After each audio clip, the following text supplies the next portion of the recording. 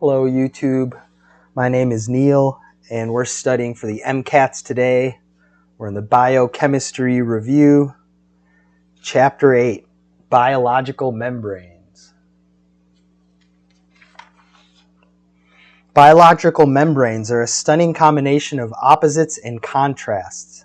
They are exceptionally thin, structurally bland, and relatively straightforward to describe, yet they define the borders of cells, tissues, and organelles, carry out a significant number of biological functions within cells, and are an unending source of scientific inquiry and discovery. The most commonly tested biological membrane on the MCAT is the plasma membrane. At first, the plasma membrane seems like it's only a shell, just a barrier that defines the cell, but the plasma membrane plays roles in signaling, entry of nutrients and expulsion of waste, cell recognition, transport of materials between tissues, and even electronic functions. Cell membranes have both a stretchy, flexible component, phospholipids, and an abundance of stabilizing molecules, cholesterol and protein, to make sure that everything remains intact.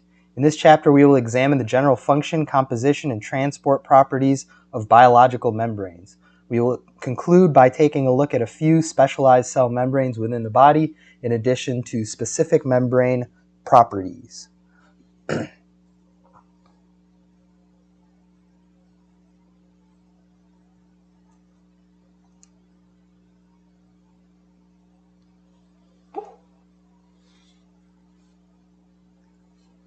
Should we write some of these down? Yeah, let's write signaling,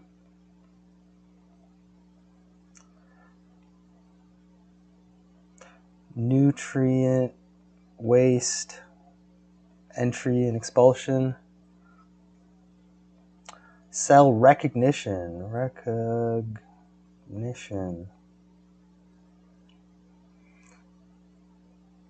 transport between materials,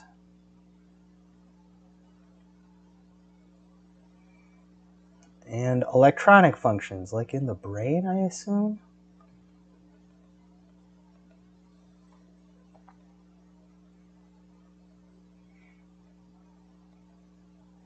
Signaling. And phospholipids are flexible.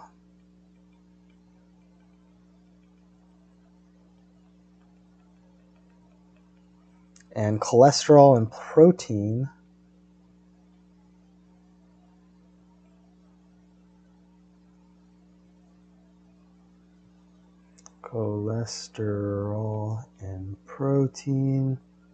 are not flexible.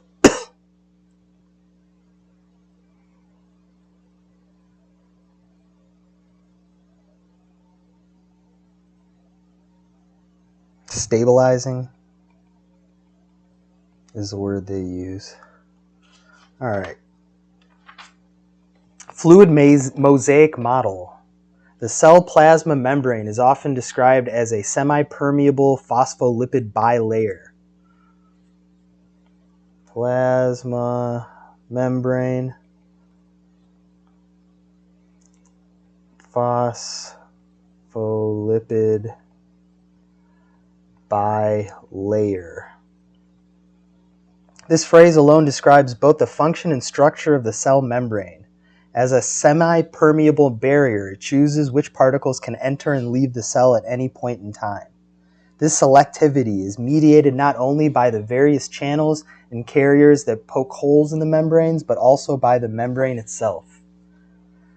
Composed primarily of two layers of phospholipids, the cell membrane permits fat-soluble compounds to cross easily, while larger and water-soluble compounds must seek alternative entry. The cell membrane is illustrated in Figure 8.1. The theory that underlies the structure and function of the cell membrane is referred to as the fluid mosaic model. Fluid mosaic model.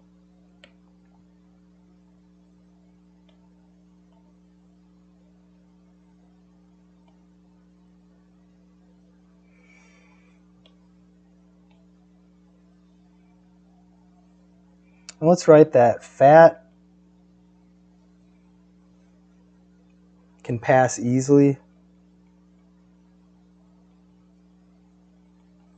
as well as small molecules.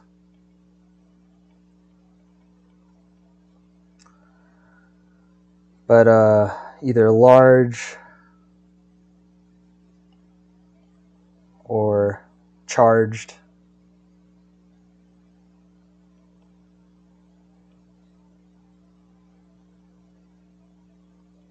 can't pass. You cannot pass. General membrane structure and function. The phospholipid bilayer also includes proteins and distinct signaling areas within lipid rafts. That's right, lipid raft. Carbohydrates associated with membrane-bound proteins create a glycoprotein coat. The cell wall of plants, bacteria, and fungi contain higher levels of carbohydrates.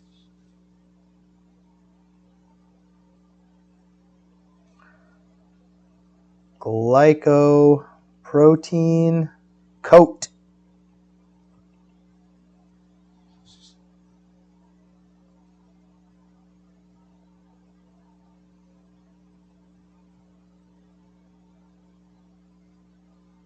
So lipid rafts, carbohydrates associated with membrane-bound proteins, create glycoproteins. The main function of the cell is to protect the interior of the cell from the external environment. Cellular membranes selectively regulate traffic into and out of the cell and are involved in both intracellular and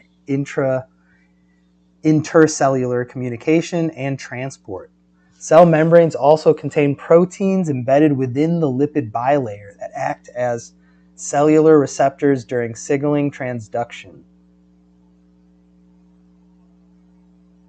These proteins play an important role in regulating and maintaining overall cellular activity.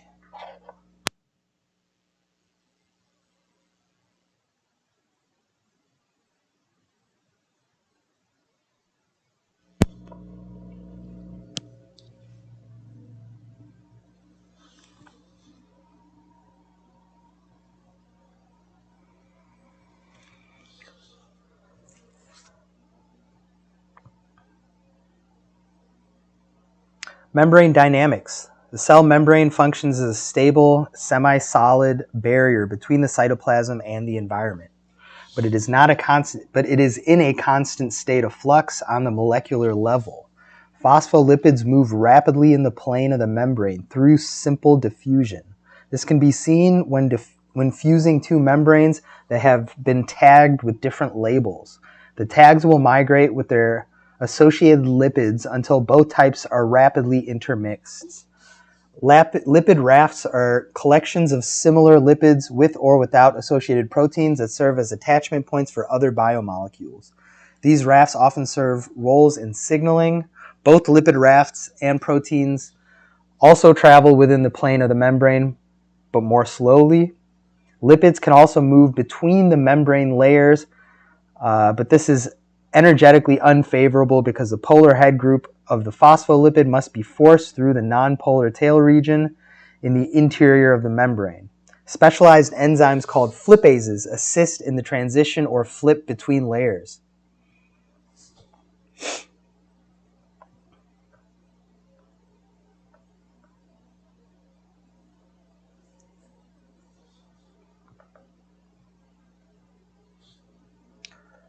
Flipase.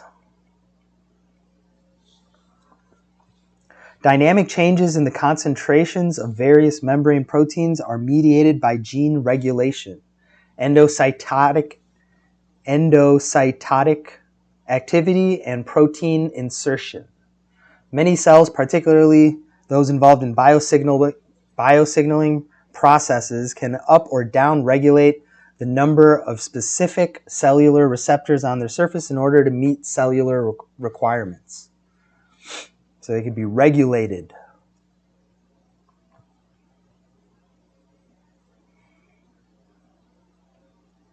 Gene regulation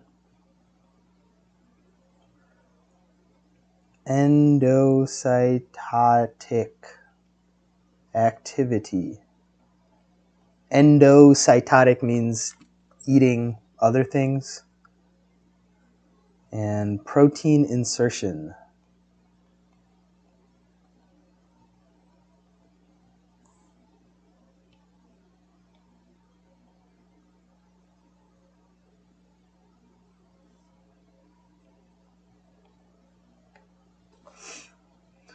Describe the role of flipases and lipid rafts in biological membranes. Flipases help lipids cross from one layer to the other, and lipid rafts are just places for biomolecules to anchor themselves. List the following membrane components in order from most plentiful to least plentiful: carbohydrates, lipids, proteins, nucleic acids. I don't really have anything to go off of, but I would assume carbohydrates, lipids, proteins, nucleic acids.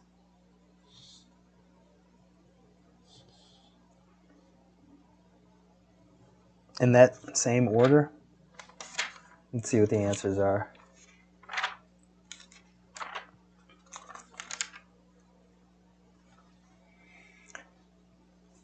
1. Flipases are responsible for the movement of phospholipids between the layers of the plasma membrane because it is otherwise energetically unfavorable. And lipid rafts are aggregates of lipids in the membrane that function as attachment points for other biomolecules and play roles in signaling. 2. Lipids, including phospholipids, cholesterol, and others, are most plentiful. I see. Proteins, including transmembrane proteins, like channels and receptors, followed by membrane-associated proteins and embedded proteins, are next most plentiful. Carbohydrates, including the glycoprotein coat and signaling molecules, are next, followed by nucleic acids, are essentially absent in cytoplasm specifically. In membranes. List the following membrane components. Specifically in membranes, it's mostly lipids, then proteins, then carbohydrates, and no nucleic acids. All right, great.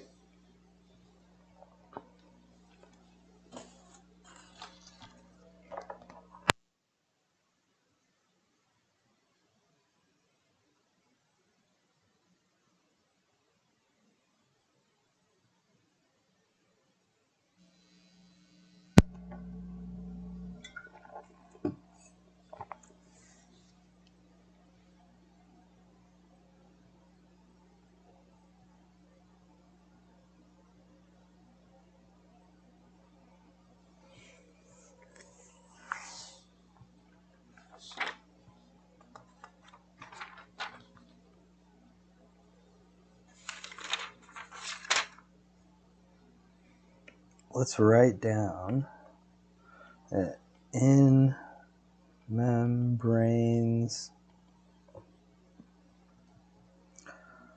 lipids are greater than proteins, greater than carbohydrates.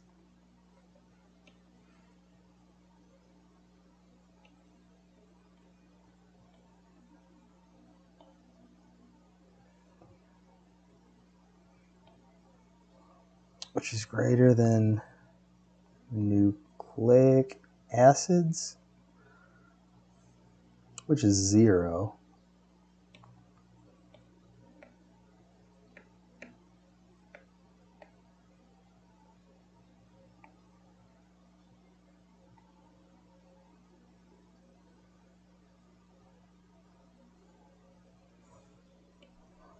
All right.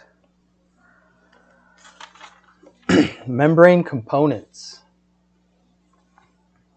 While the fluid Mosaic model outlines the general composition of the membrane, the MCAT expects us to have a stronger grasp of the specifics, especially as it pertains to lipids and proteins. Lipids. The cell membrane is composed predominantly of lipids with some associated proteins and carbohydrates. At times, the cell membrane as a whole will be referred to as a phospholipid bilayer, as it is the primary component of this barrier around the cell. Within the cell membrane, there are a large number of phospholipids with very few free fatty acids. With few free fatty acids, so they're all bound to phosphates. In addition, steroid molecules and cholesterol, which lend fluidity to the membrane, and waxes, which provide membrane stability, help to maintain the structural integrity of the cell. While the structural details of these lipids were discussed in detail in Chapter 5, we will briefly describe their key points here.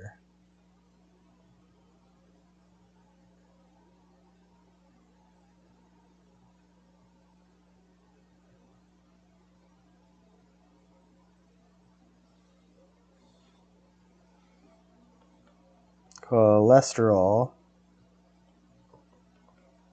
fluidity. I put stabilizing for cholesterol, but now they're calling it fluid. Still part of structure, still part of stability, I guess.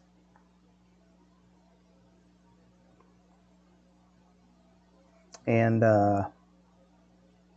wax, stability.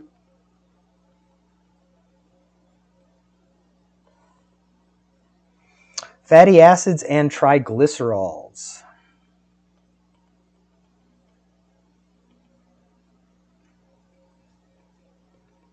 Triacyl glycerol or triglyceride. Fatty acids are carboxylic acids that contain a hydrocarbon chain and terminal carboxyl group.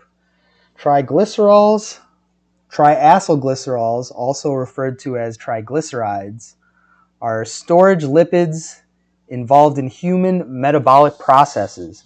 They contain 3 fatty acid chains esterified to a glycerol molecule. Fatty acid chains can be saturated or unsaturated.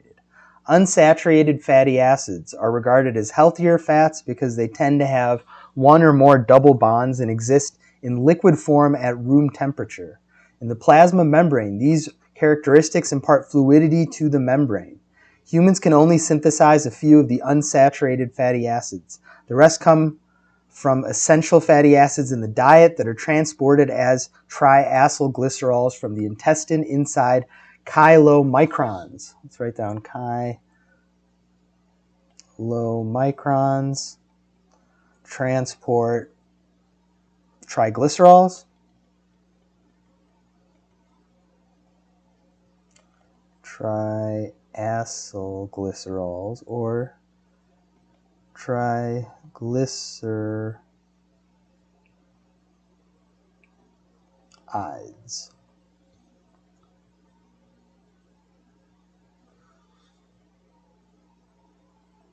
Two important essential fatty acids for humans are alpha-linoleic acid and linoleic acid. Alpha-linoleic, linolenic,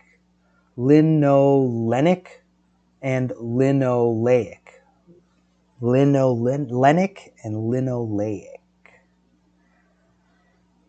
Alpha-linolenic acid and linoleic acid. Saturated fatty acids are the main component of animal fats and tend to exist as solids at room temperature. Saturated fats are found in processed foods and are considered less healthy. When incorporated into phospholipid membranes, saturated fatty acids decrease the overall membrane fluidity. So, more saturated fats leads to decrease in membrane fluidity. Phospholipids.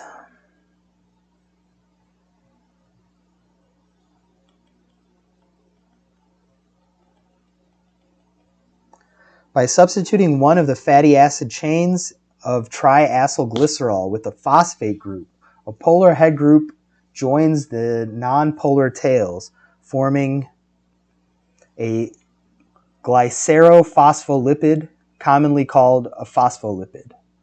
Phospholipids spontaneously assemble into micelles, small monolayer vesicles, or liposomes, bilayered vesicles, due to hydrophobic interactions. Glycerophospholipids are used for membrane synthesis and can produce a hydrophilic surface layer on lipoproteins, such as very low density lipoprotein, VLDL, a lipid transporter. In addition, phospholipids are the primary component of cell membranes. Phospholipids serve not only structural roles, but can also serve as second messengers in signal transduction. The phosphate group also provides an attachment point for water-soluble groups such as choline, phosphatidylcholine, also known as lecithin, or inositol, phosphatidylinositol.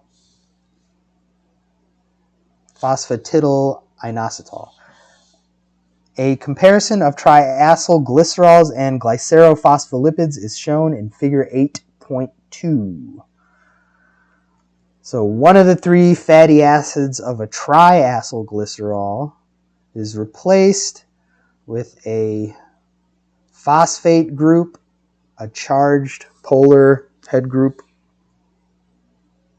to make it a glycerophospholipid. They make micelles and liposomes.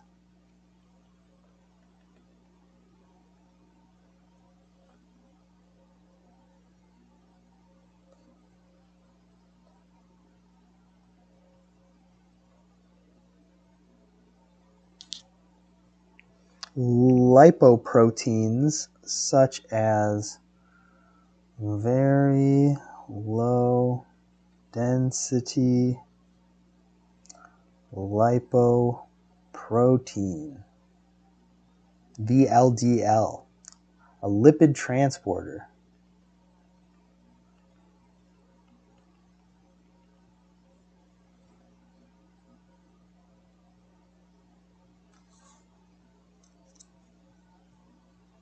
Phosphate groups provide attachment points for water-soluble groups such as choline or lecithin,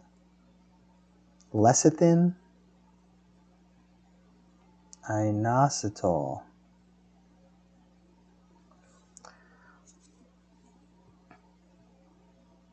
And we have the glycerol, two fatty acids,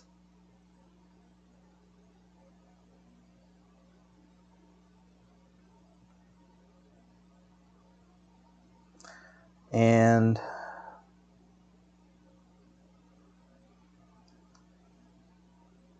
three P in this case.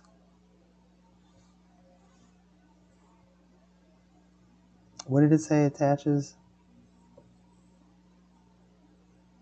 With a phosphate group.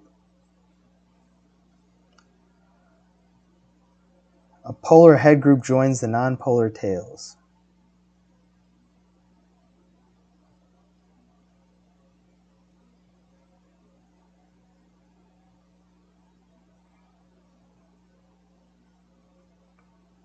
I'm just going to write P for phosphate. They say 3P. What is 3P?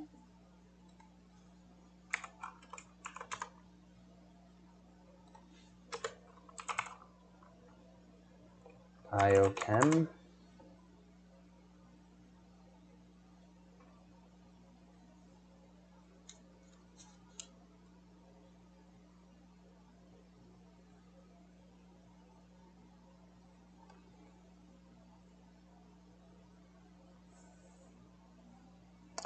Let's go ahead and 3p it.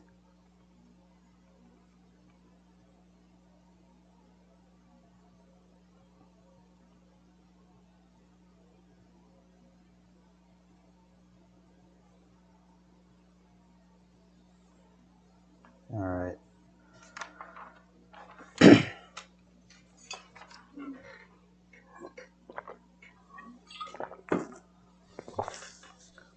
Sphingolipids.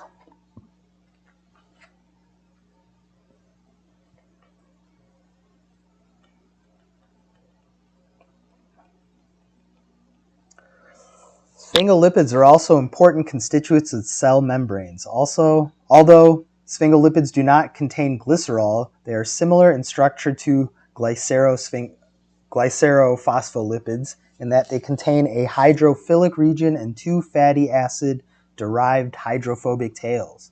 The various classes of sphingolipids shown in Figure 8.3 differ primarily in the identity of their hydrophilic regions. Classes of sphingolipids and their hydrophilic groups include ceramide, sphingomyelin, cerebroside, and ganglioside. Ceramide,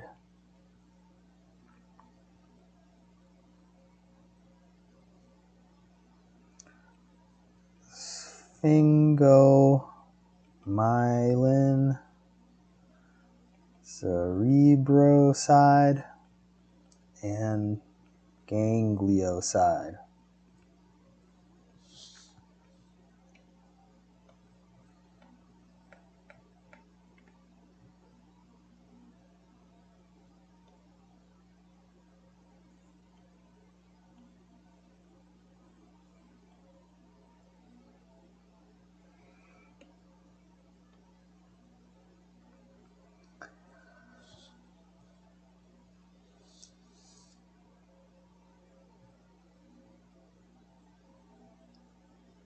So here we have a chart that shows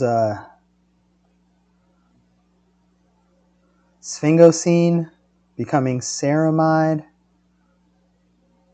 becoming choline in one case, or becoming a sphingomyelin in one case, and becoming a cerebroside or a ganglioside in the other cases.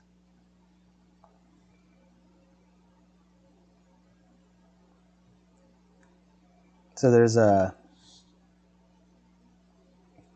pathway for them. There's like a metabolic pathway for them. This is great, but I don't think I want to write all this down. I think I do want to write that sphingosine. We start with ceramide. Ceramides become either sphingomyelin or cerebrosides or gangliosides.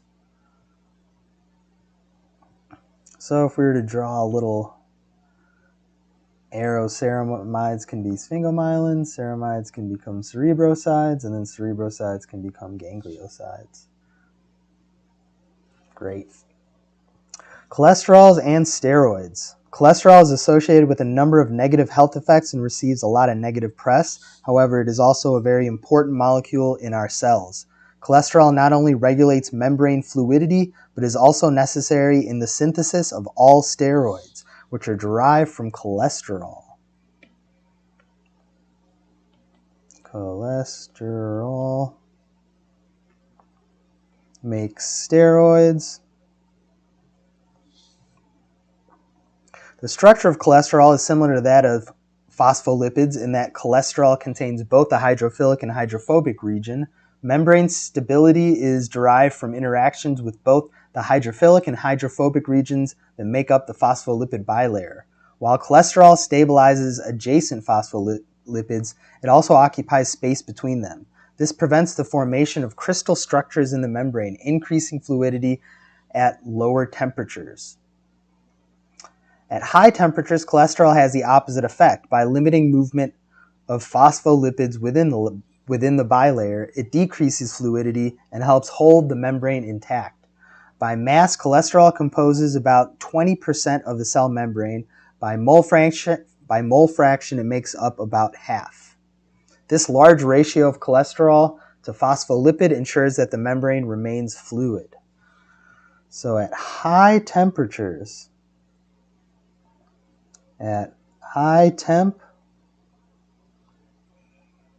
cholesterol is fluid or promotes fluidity.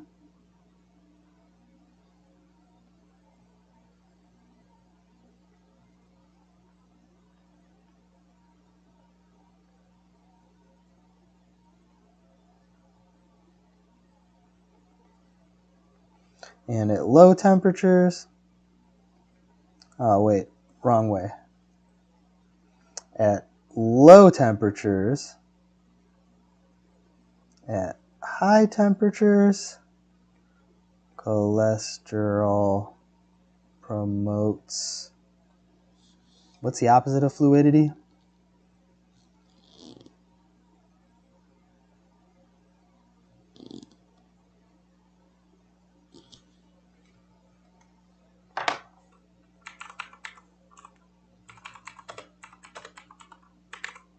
Solidity, opposite of fluid. Solid, great.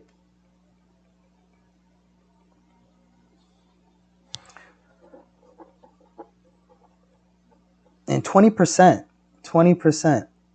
of the membrane is cholesterol. Waxes are a class of lipids that are extremely hydrophobic and are rarely found in the cell membranes of animals, but are sometimes found in the cell membranes of plants. A wax is composed of a long-chain fatty acid and a long-chain alcohol, which contribute to the high melting point of these substances. When present within the cell membrane, waxes can provide both stability and rigidity within the nonpolar tail region. Most waxes serve an extracellular function in protection or waterproofing. Okay.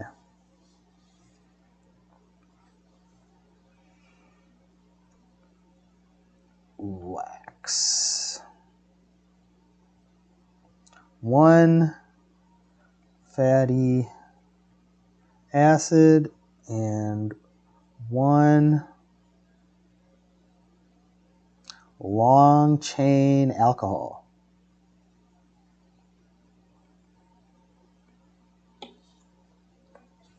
So high melting point.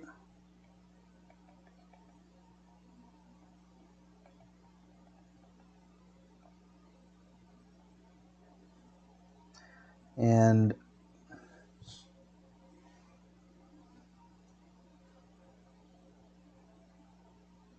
stability and rigidity.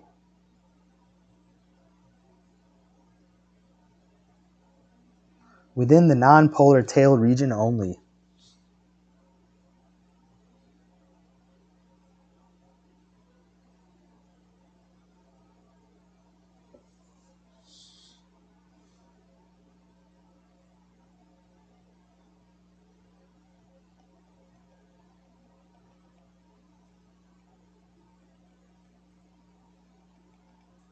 Stability and rigidity to the nonpolar interior of the lipid bilayer.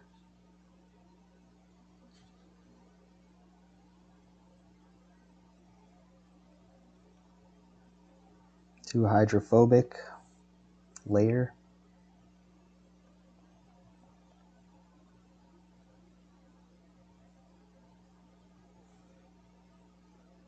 Found in plants. Proteins. The fluid mosaic model also accounts for the presence of 3 types of membrane proteins, as shown in figure 8.4. Transmembrane proteins pass completely through the lipid bilayer. Embedded proteins, on the other hand, are associated with only the interior cytoplasmic or exterior extracellular surface of the cell membrane. Together, transmembrane and embedded proteins are considered integral proteins because of their association with the interior of the plasma membrane, which is usually assisted by one or more membrane-associated domains that are partially hydrophobic. Membrane-associated or peripheral proteins may be bound through electrostatic interactions with the lipid bilayer, especially at lipid rafts, or to other transmembrane or embedded proteins like the G protein, found in G protein coupled receptors. Transporters, channels, and receptors are generally transmembrane proteins. So in the protein category, we have integral,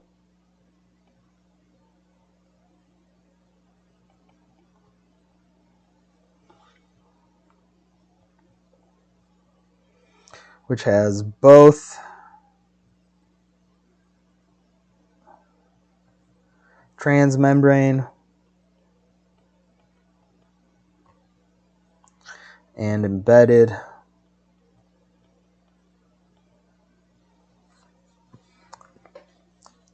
They both have membrane-associated domains.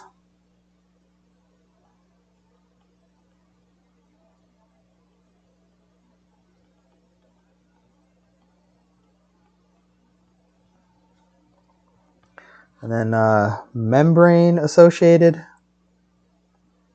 or peripheral proteins.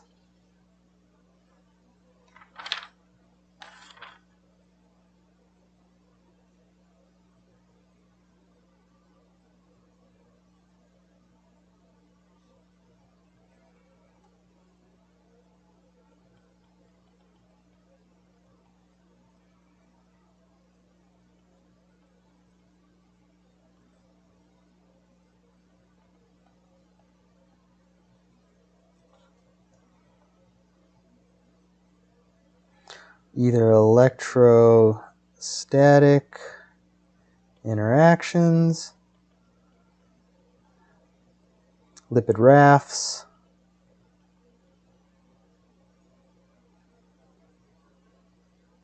or to other transmembrane or embedded proteins.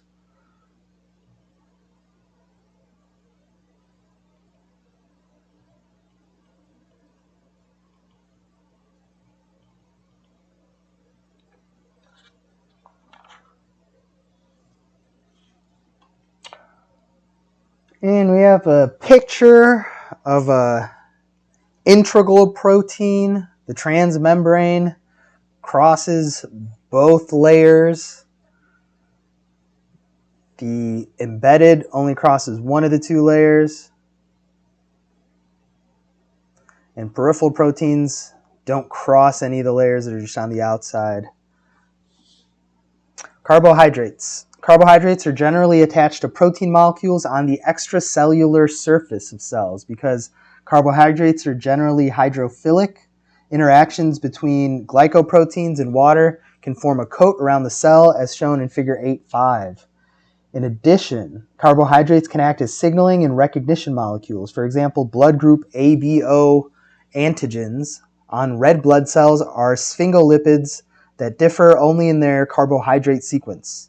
Our immune systems and some pathogens take advantage of these membrane carbohydrates and membrane proteins to target particular cells.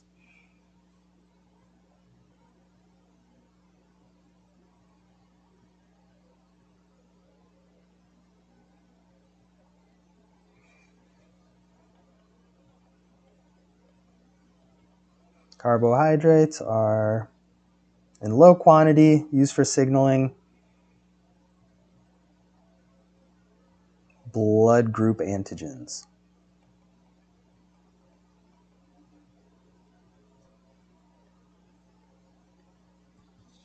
Membrane receptors. Some of the transporters for facilitated diffusion and active transport can be activated or deactivated by membrane receptors.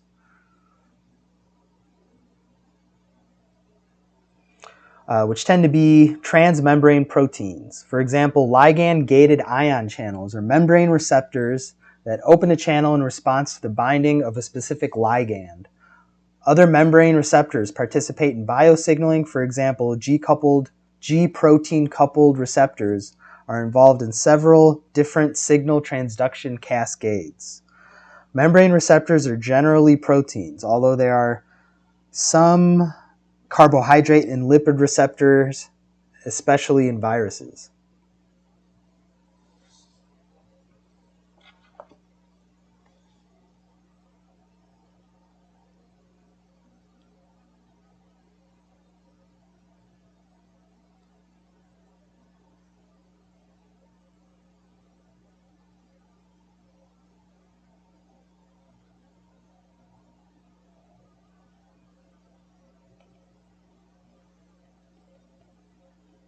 Receptors are usually proteins. Some examples are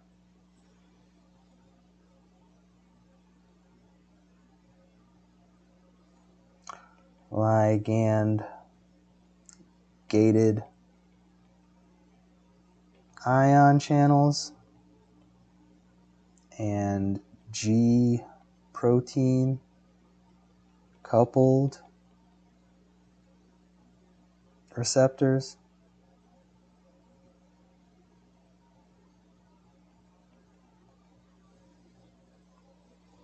Cell-cell junctions. Cells within tissues can form a cohesive layer via intracellular junctions. These junctions provide direct pathways of communication between neighboring cells or between cells and the extracellular matrix. Cell-cell junctions are generally comprised of cell adhesion molecules, which are proteins that allow cells to recognize each other and contribute to proper cell differentiation and development. Junctions.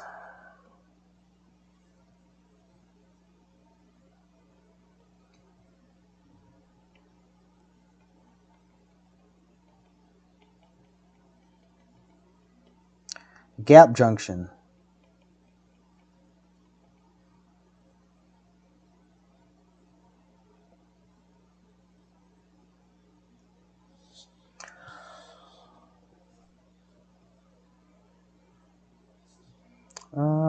Let us bring this down a little and write in there cell adhesion molecules. Gap junctions allow for direct cell-cell communication and are often found in small bunches together. Gap junctions are also called connexons and are formed by the alignment and interaction of pores composed of 6 molecules of connexin, as shown in figure 8.6. They permit movement of water and some solutes directly between cells. Proteins are generally not transferred through gap junctions. No proteins. Connexons, connexin,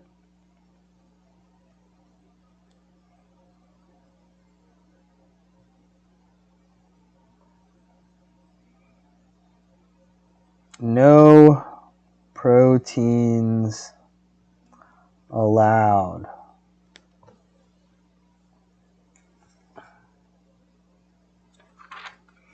Tight junctions.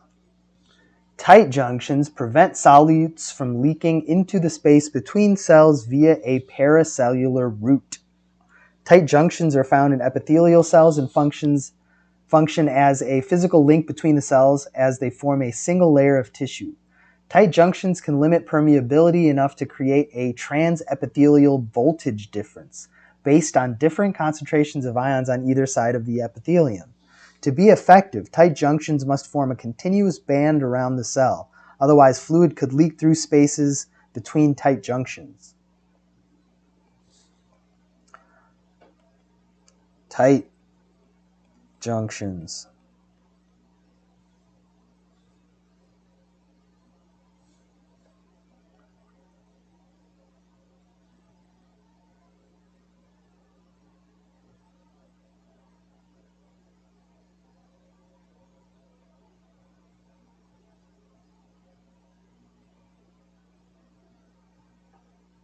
So I just write watertight layer. Watertight layer. Desmosomes. bind adjacent cells by anchoring to their cytoskeletons. Desmosomes are formed by interactions between transmembrane proteins associated with intermediate filaments inside adjacent cells, as shown in figure 8.7. Desmosomes are primarily found as the interface between two layers of epithelial tissue. Hemidesmosomes have some similar function, but their main function is to attach epithelial cells to underlying structures, especially the basement membrane.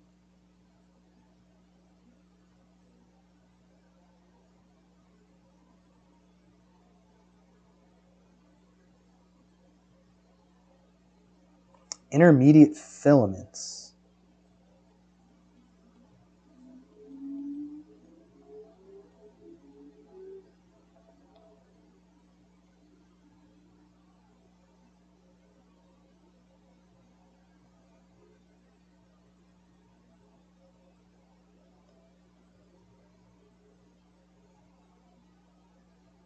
So,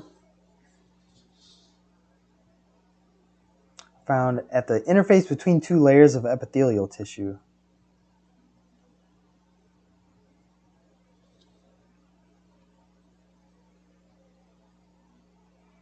Between layers of epithelium, hemidesmosomes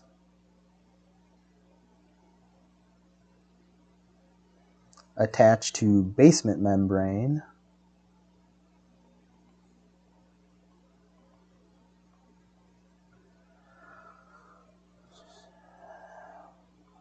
in the following phospholipid, determine whether the fatty acids are saturated or unsaturated and label their hydrophobic and hydrophilic regions. Well, their hydrophilic region is the top part. The hydrophobic region is a long hydrocarbon chain. The kink signifies that there's a double bond, and thus it is unsaturated. How does cholesterol play a role in the fluidity and stability of the plasma membrane? I guess cholesterol makes it more fluid at low temperatures, but less fluid at high, or I think I got that right. Less fluid at high temperatures, more fluid at low, less fluid at high temperatures. No, less fluid at low temperatures, more fluid at high temperatures. No. More fluid at low temperatures, less fluid at high temperatures. Right. What are the three classes of membrane proteins? How are they each most likely to function? The three classes were integral. Well, I guess there's two integrals. So transmembrane protein, embedded protein, and then membrane-associated protein. There we go. Peripheral.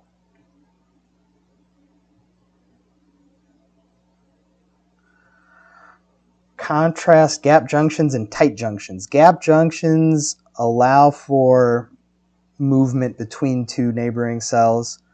On the other hand, tight junctions prevent water from moving in between the cells.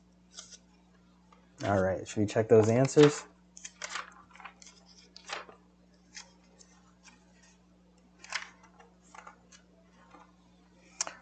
One, the hydrophilic region is at the top of the diagram. While you need to be able to recognize it, the head group is phosphatidylcholine in this example. The hydrophobic region is at the bottom and is composed of two fatty acid tails. The tail on the left is saturated, the tail on the right is unsaturated, as evidenced by the kink in its chain. 2. Cholesterol moderates membrane fluidity by interfering with the crystal structure of the cell membrane and occupying space between phospholipid molecules at low temperatures and by restricting excessive movement of phospholipids in high temperatures.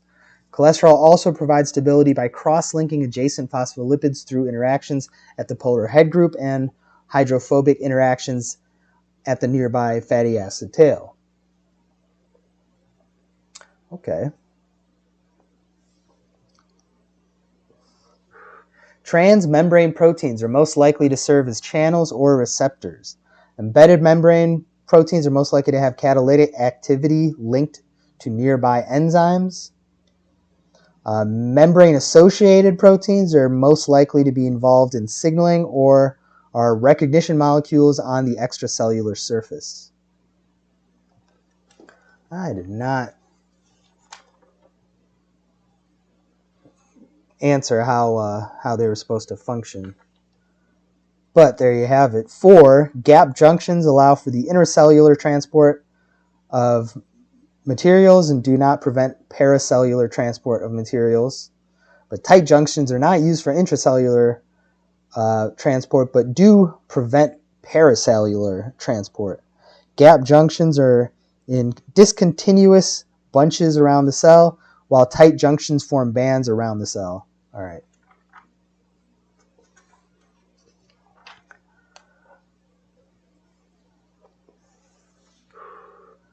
Membrane transport.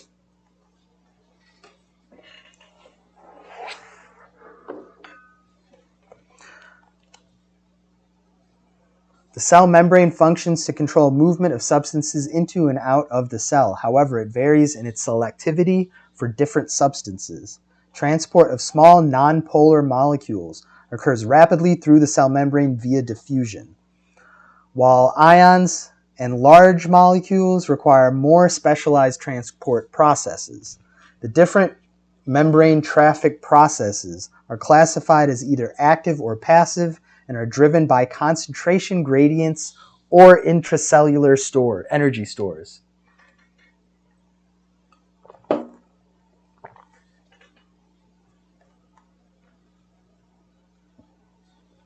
Concentration gradients. Transport processes can be classified as active or passive depending on their thermodynamics. Spontaneous processes that do not require energy, negative delta G, proceed through passive transport, while those that are non-spontaneous and require energy, positive delta G, proceed through active transport. Let's write down membrane transport, active and passive. Let's do passive first. Passive concentration gradients.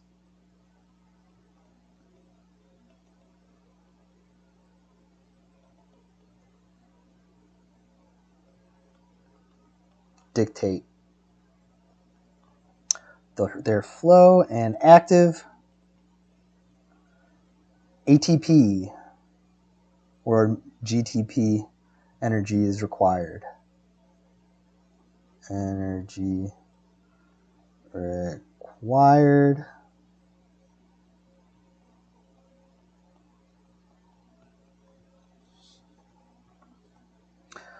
Diffusion, facilitated diffusion, and osmosis generally increase in rate as temperature increases, while active transport may or may not be affected by temperature, depending on the enthalpy, delta H, of the process.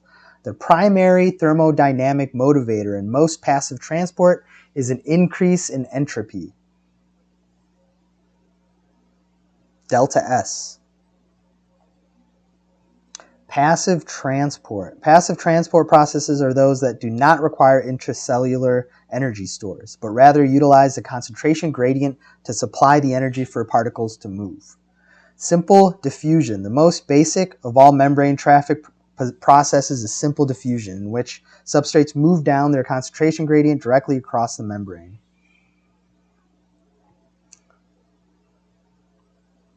So, for passive, we have simple diffusion,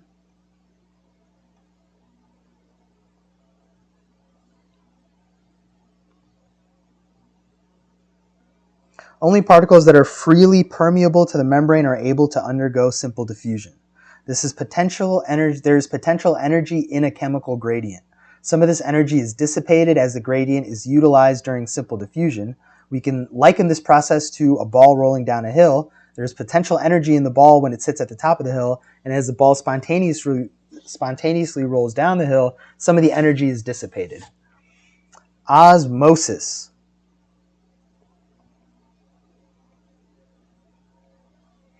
Osmosis is a specific kind of simple diffusion that concerns water. Water will move from a region of lower solute concentration to one of higher solute concentration. That is, it will move from a region of higher water concentration, more dilute solution, down to a gradient to a region of lower water concentration, more concentrated solution. Osmosis is important in several places, most notably when the solute itself is impermeable to the membrane. In such a case, water will move to try to bring solute concentrations to equimolarity, as shown in figure 8.8. If the concentration of solutes inside the cell is higher than the surrounding solution, the solution is said to be hypotonic. Such a solution will cause the cell to swell as water rushes in, sometimes to the point of bursting or lysing. A solution that is more concentrated than the cell is termed hypertonic solution, and water will move out of the cell. If the solutions inside and outside are equimolar, they are said to be isotonic. A key point here is that isotonicity does not prevent movement, rather it prevents the net movement of particles. The water molecules will continue to move, however, the cell will neither gain nor lose water overall.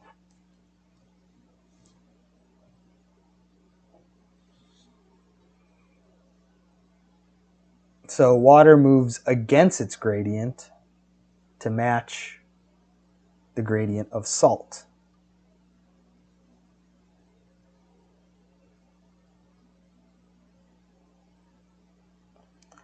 And hypotonic is when the cell swells up.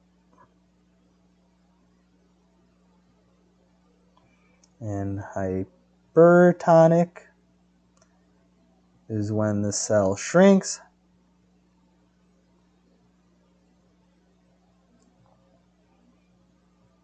So I'll just draw that as a circle, and this is a little blob. All right. And we have water going in and water coming out. One method of quantifying the driving force behind osmosis is osmotic pressure.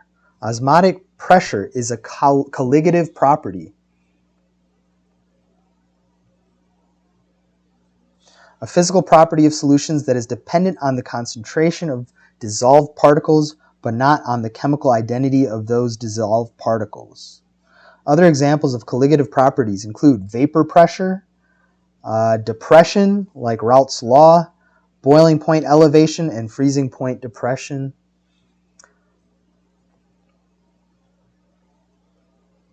Osmotic pressure. Doesn't matter what kinds of molecules they are, they'll contribute to the same osmotic pressure. To illustrate osmotic pressure, consider a container separated into two compartments by a semi-permeable membrane, just like the membranes in our cells. One compartment contains pure water, while the other contains water with dissolved solutes. The membrane allows water but not solutes to pass through. Because substances tend to flow or diffuse from higher to lower concentrations, which results in an increase in entropy, water will diffuse from the compartment containing pure water into the compartment containing the water solute mixture. This net flow will cause the water level in the compartment containing the solution to rise above the level in the compartment containing pure water, as shown in figure 8.9. Because the solute cannot pass through the membrane, the concentrations of solute in the two compartments can never be equal. However, the hydrostatic pressure exerted by the water level in the solute-containing compartment will eventually oppose the influx of water. Thus, the water level will only rise to the point at which it exerts a sufficient pressure to counterbalance the tendency of water to flow across the membrane. This pressure defined as the osmotic pressure of the solution, is given by the formula pi equals IMRT, where M is the molarity of the solution, R is the ideal gas constant, and T is the absolute temperature in Kelvin. I is the Vant Hof Factor, which is simply the number of particles obtained from the molecule when in solution.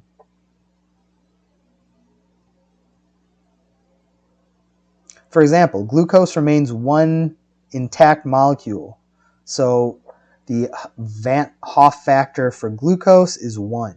Sodium chloride becomes 2 ions, sodium and chloride, so the Vant Hof factor for sodium chloride is 2. The equation clearly shows that osmotic pressure is directly proportional to the molarity of the solution. Thus, osmotic pressure, like all colligative properties, depends only on the presence and number of particles in solution, but not their actual identity. Great. Let's write down Vant Hof factor. They capitalize the H, but they don't capitalize the V. M is molarity.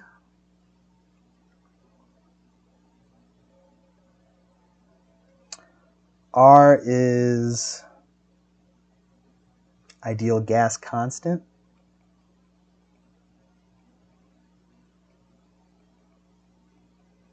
And T is temperature in Kelvin.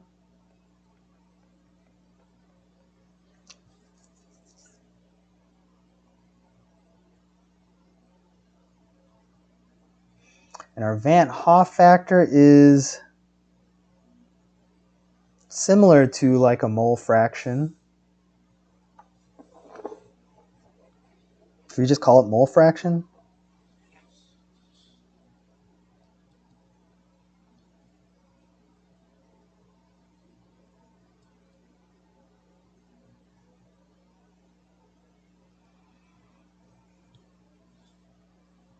I'm just going to put in parentheses number of ions.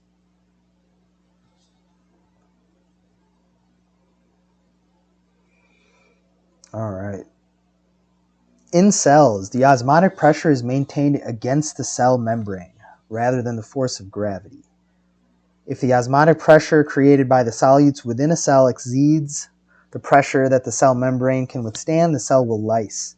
Generally, osmotic pressure is best thought of as a sucking pressure, drawing water into the cell in proportion to the concentration of the solution.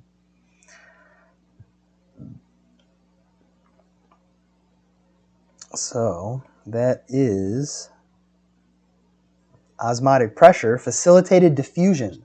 Facilitated diffusion is simple diffusion for molecules that are impermeable to the membrane, large, polar, or charged. The energy barrier is too high for these molecules to cross freely, so facilitated diffusion requires integral membrane proteins to serve as transporters or channels for these substrates. Facilitated diffusion.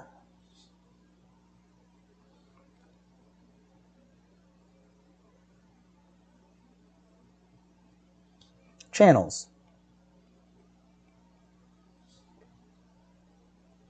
The classic example of facilitated diffusion involves a carrier or channel protein. Carriers are only open to one side of the cell membrane at any given point. This model is similar to a revolving door because the substrate binds to the transport protein, walks in, remains in the transporter during a conformational change while it's spinning, and then finally dissociates from the substrate binding site of the transporter as it walks out. Binding of the substrate molecule to the transporter protein induces a conformational change for a brief time. The carrier is in the occluded state, in which the carrier is not open to either side of the phospholipid bilayer. In addition to carriers, channels are also viable transporters for facilitated diffusion. Channels may be in an open or closed formation. In their open conformation, channels are exposed to both sides of the cell membrane and act like a tunnel for the particles to diffuse through. thereby permitting much more rapid transport kinetics. The activity of these main types of ion channels is discussed in Chapter 3.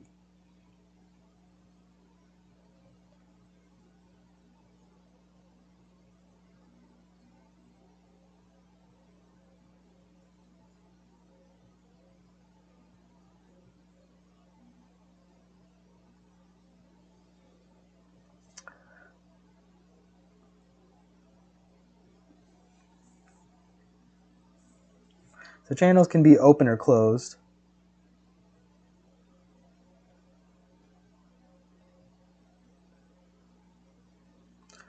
While carriers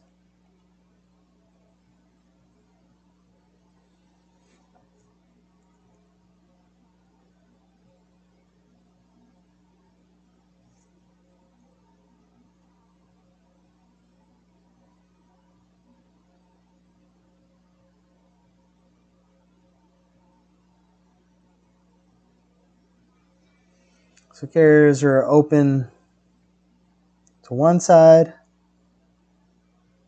occluded, and then open to the second side.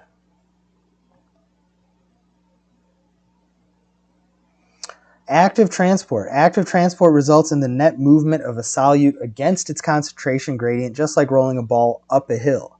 Active transport always requires energy, but the source of this energy can vary. Active transport. Let's do that again. Active transport. Primary active transport uses ATP or other energy molecule to directly power the transport of molecules across the membrane. Generally, primary active transport involves the use of a transmembrane ATPase.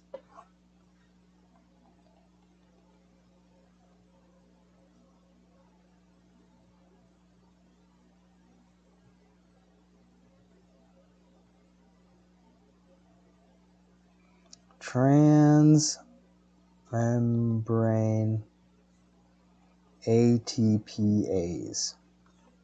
Secondary active transport, also known as coupled transport, also uses energy to transport particles across the membrane. However, in contrast to primary active transport, there is no direct coupling to ATP hydrolysis. Instead, secondary active transport harnesses the energy released by one particle going down its electrochemical gradient to drive a different particle up its gradient.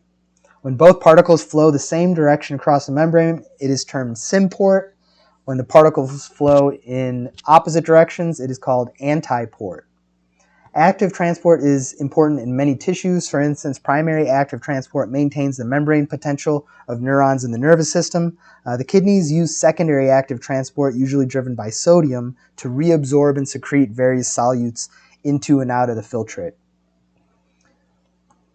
Secondary active transport, it's coupled to another molecule. It can be either a symport, where they go in the same direction, or antiport,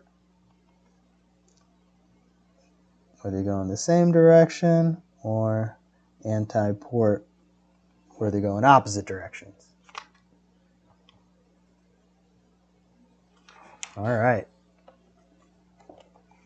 And we have some pictures of simple diffusion, facilitated diffusion, and some kind of ATPase, because it says ATP or ion gradient is the energy supplying it. We have this chart here with how things move. Simple diffusion with their gradient, osmosis against their gradient, facilitated with their gradient, active against their gradient. Membrane protein required for facilitated and active transport, but not for simple diffusion or osmosis. Energy required. No, this is a passive process. For simple diffusion, for osmosis, and for facilitated diffusion, only active transport requires energy. Examples of molecules. Simple diffusion is going to be small, nonpolar. Osmosis is going to be water specifically. Facilitated diffusion, polar molecules or ions. Active transport, also polar molecules and ions.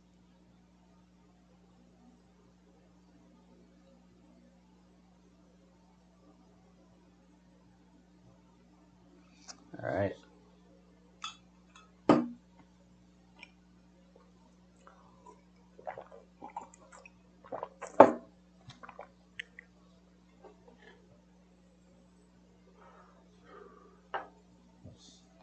What is the primary thermodynamic factor responsible for passive transport?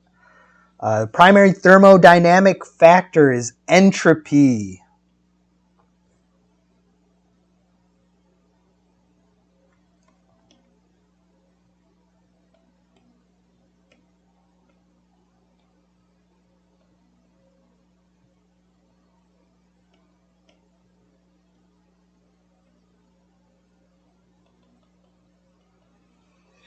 Two, what is the relationship between osmotic pressure and the direction of osmosis through a semi-permeable membrane?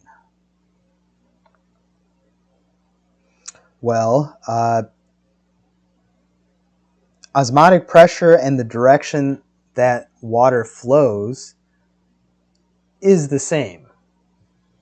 So there's usually a side with higher solute concentration, and that is the direction that the osmotic pressure is, as well as the direction that the water flows. 3, compare the two types of active transport. What is the difference between symport and antiport?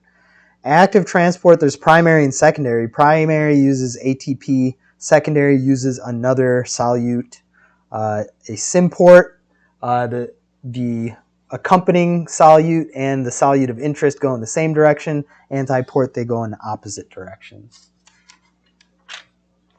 Let's check those answers real quick. 8.3.1. The primary thermodynamic factor responsible for passive transport is entropy. 2. As osmotic pressure increases, more water will tend to flow into the compartment to decrease solute concentration. Osmotic pressure is often considered a sucking pressure because water will move toward the compartment with the highest osmotic pressure.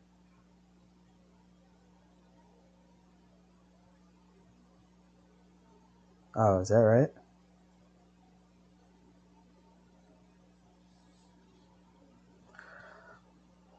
If you say so. 3. Primary active transport uses ATP as an energy source for the movement of molecules against their concentration gradient, while secondary active transport uses an electrochemical gradient to power the transport. Symport moves both particles in secondary active transport across the membrane in the same direction, while antiport moves particles across the cell membrane in opposite directions.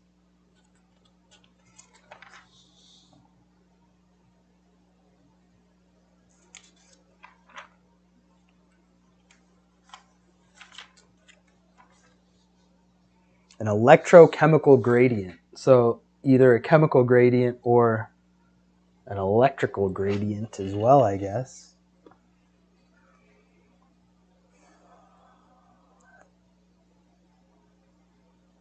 Did I skip endocytosis? I did. I just went right to the questions. Let's finish this off. Endocytosis and exocytosis.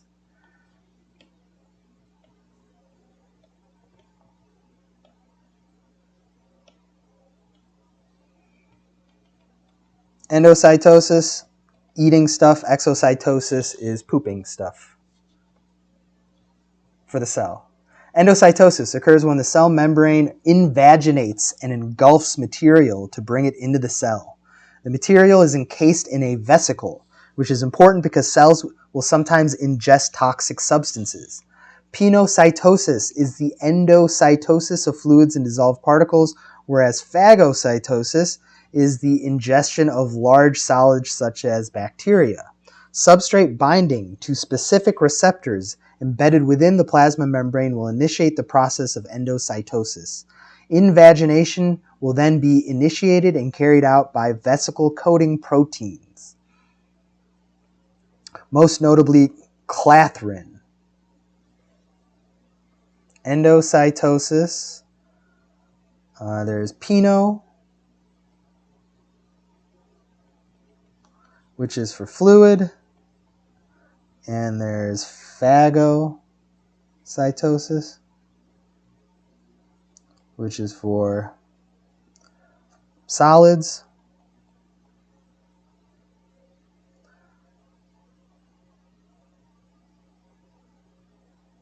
Receptors and vesicle-coating proteins.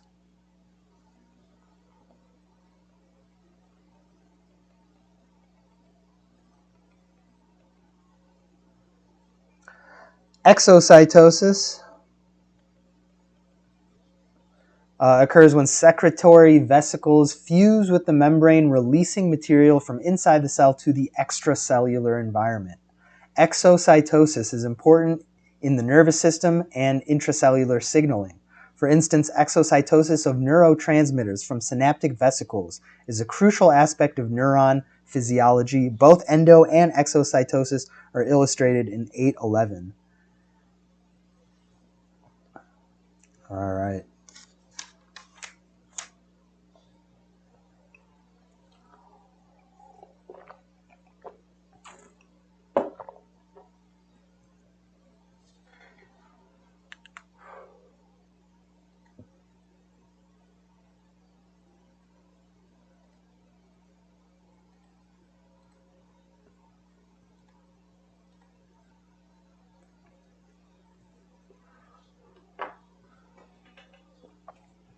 Specialized membranes.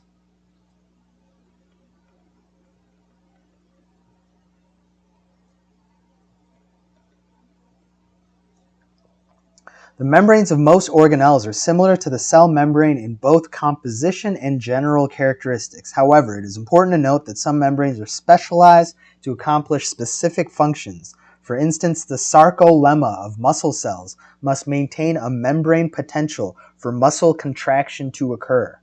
Membrane composition may also be altered slightly, especially in the case of mitochondria. That makes sense. Membrane potential.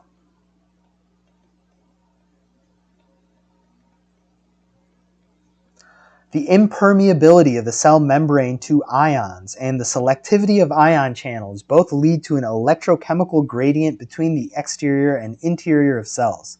The difference in electrical potential across cell membranes is called the membrane potential. The resting potential, Vm, membrane potential is Vm, V sub m. The resting potential for most cells is between -40 and -80. -40 to -80.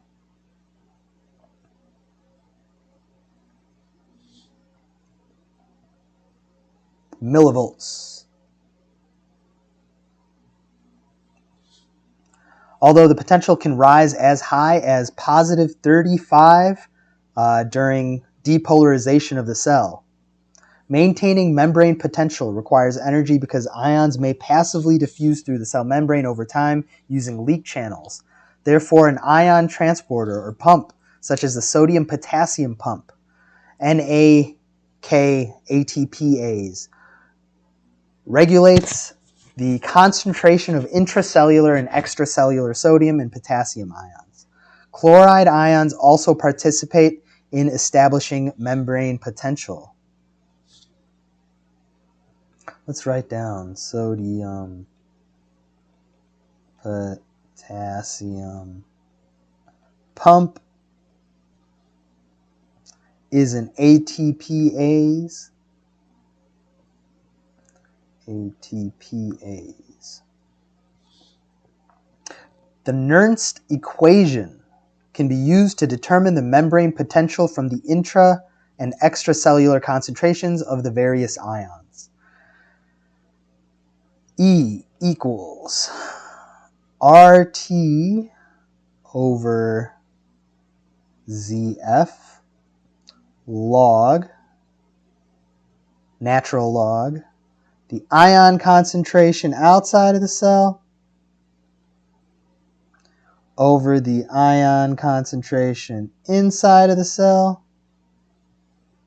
which equals, an estimate would be 6.5 over z log, oh, okay, this is using log instead of natural log, ion gradient outside over ion gradient inside.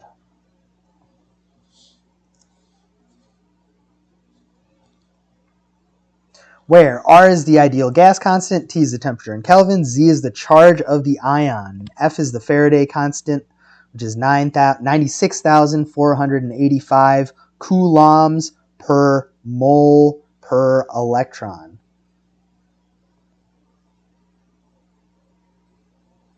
The simplification to 61.5 in the numerator assumes body temperature of 310 Kelvin. So this was derived by using 310 Kelvin for temperature.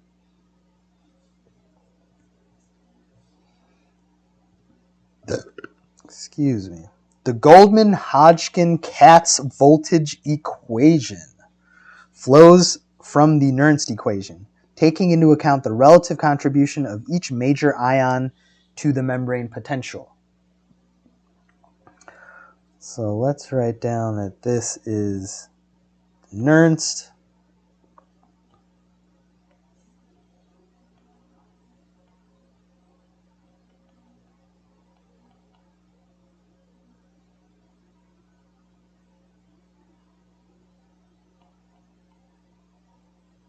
and down here we're going to write Goldman, Hodgkin, Katz, which is Vm, our membrane potential, equals 61.5 log, and then a lot of factors. The partial pressure of sodium times the concentration of sodium plus the partial pressure of potassium times the concentration of potassium plus the partial pressure of chlorine times the concentration of chlorine, all over those same concentrations inside for sodium and potassium, but for chlorine it's the opposite. It's inside over outside. So let's write all this down, where P represents the permeability for the relative ion. All right, so not partial pressure, but permeability with respect to that ion. Note that chloride is inverted relative to the other ions because it carries a negative charge. All right. So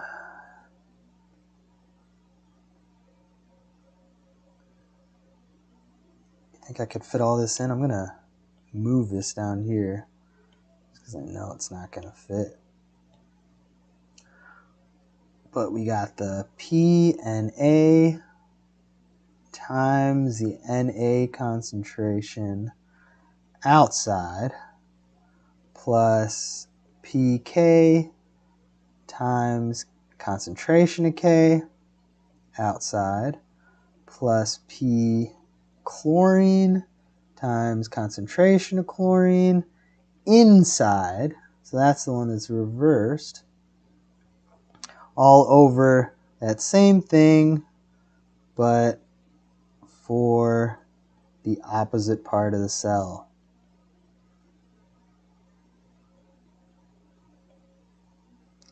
Plus PCl times Cl outside the cell. All right. Sodium-potassium pump.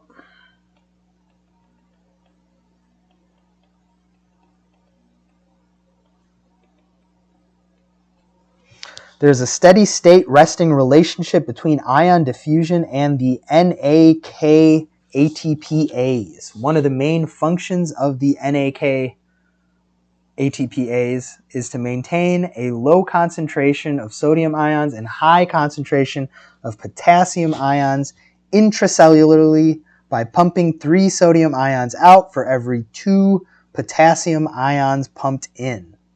This movement of ions removes one positive charge from the intercellular space of the cell, which maintains the negative resting potential of the cell. As mentioned before, the cell membrane also contains leak channels that allow ions such as sodium and potassium to passively diffuse into or out of the cell down their concentration gradients. Cell membranes are more permeable to potassium ions than sodium ions at rest because there are more potassium leak channels than sodium leak channels. The combination of sodium-potassium ATPase activity and leak channels together maintain a stable resting membrane potential. So the pump pumps, if this is in and this is out,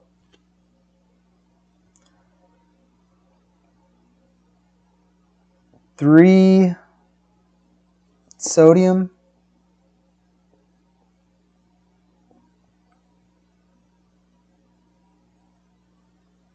pumping 3 sodiums out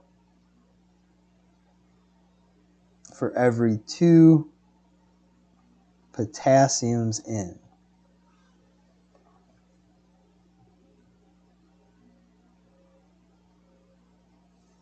Also, there are more potassium leak channels.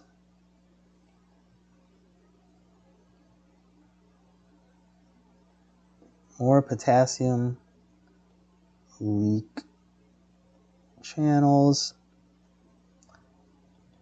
than Na+. So it's easier for sodium to go back, or it's easier for potassium to go back than sodium. Mitochondrial membranes.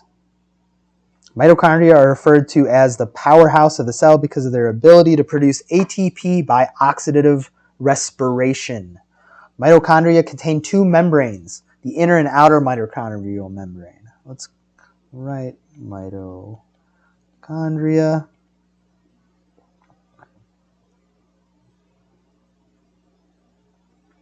Oxidative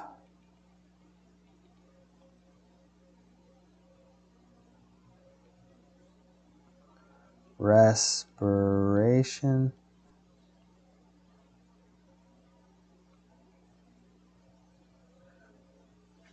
Outer mitochondrial membrane.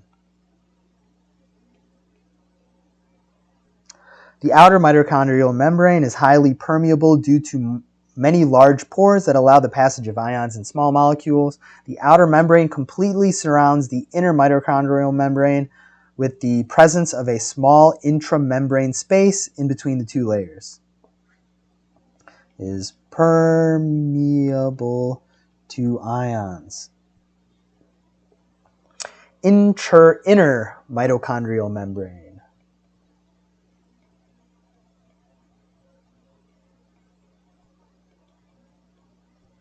The inner mitochondrial membrane has a much more restricted permeability compared to the outer mitochondrial membrane.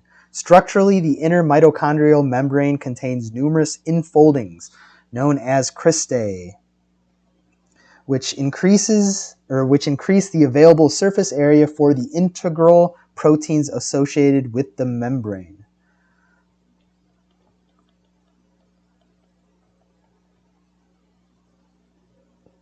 These proteins discussed in Chapter 10 are involved in the electron transport chain and ATP synthesis.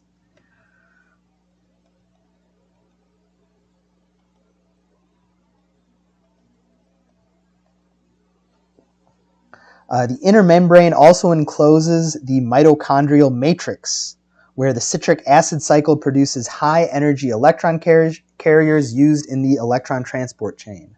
The inner mitochondrial membrane contains a very high level of cardiolipin and does not contain cholesterol.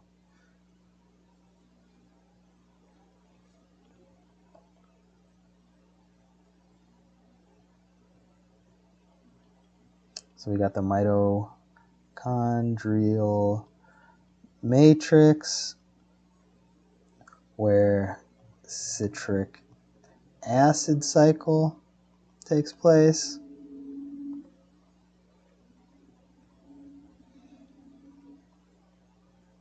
So it has cardiolipin,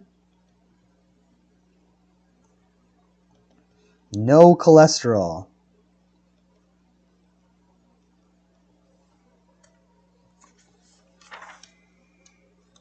All right. How is the resting membrane potential maintained? Well, leak channels allow for sodium and potassium to pass. There are more potassium than sodium channels, so there's a natural restriction of how much can pass there. And then the sodium potassium pump uses ATP to pump out sodium and pump in potassium. 3 sodium for every potassium, resulting in the expulsion of 1 unit of charge. 2. Given the following data, calculate the resting membrane potential of this cell. Geez, that sounds like a lot of work.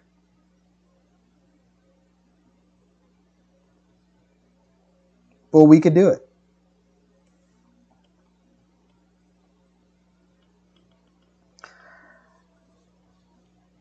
So, U or V of M equals 61.5 log, and then the following.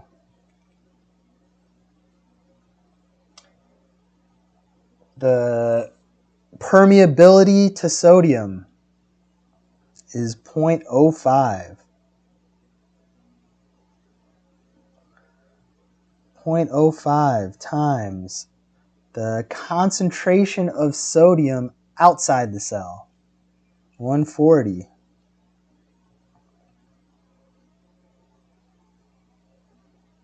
Plus the permeability to sodium is 1. And the potassium concentration outside of the cell is 4. Plus permeability to chlorine, 0. Times extracellular or intracellular concentration. We flip this one. So 12. Why do they even have that? Permeability to chlorine is 0. Maybe it's not in every cell. There's got to be chlorine leak channels, right?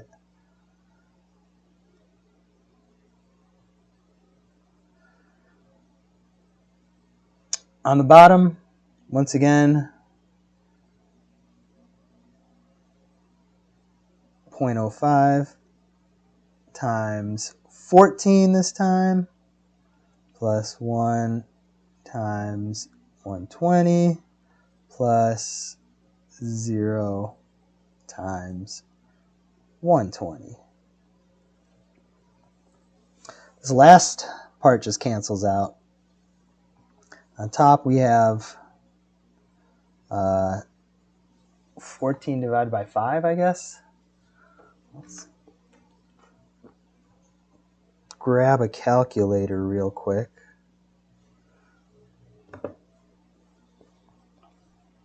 .05 times 140 is 7.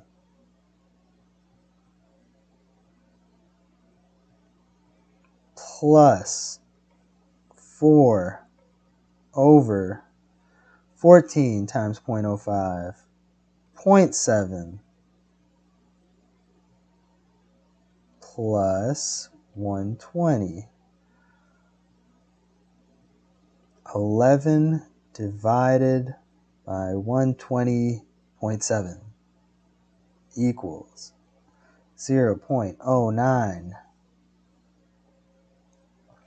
A membrane potential of 0.09 volts, millivolts.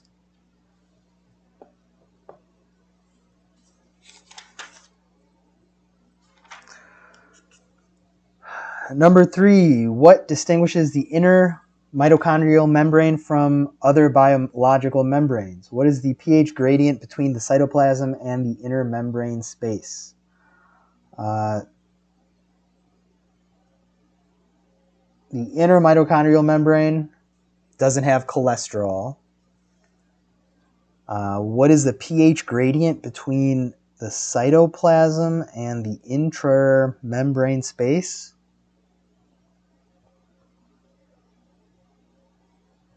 Well, since there's lots of pores that allow for ions to travel, I'd say it's probably not that intense, not much of a gradient at all. That's my guess. Let's see what they say. Number 1, the membrane potential, which results from a difference in the number of positive and negative charges on either side of the membrane, is maintained primarily by the sodium-potassium pump, which moves 3 sodium ions out for every cell of the cell for every 2 potassium ions pumped in, and to a minor extent by leak channels that allow the passive transport of ions. 2, the answer they get is negative 60. So I forgot to do the 6.15 log. So let's do 6.15. Actually, let's in red. Add to this log 61.5. So I can just find the log of this, right? Log base 10 of this. That times 61.5 is negative 63.9. They estimated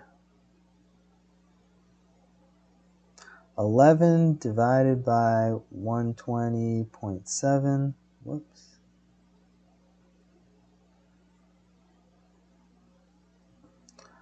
Log of that times 61.5. Yeah, 63.98.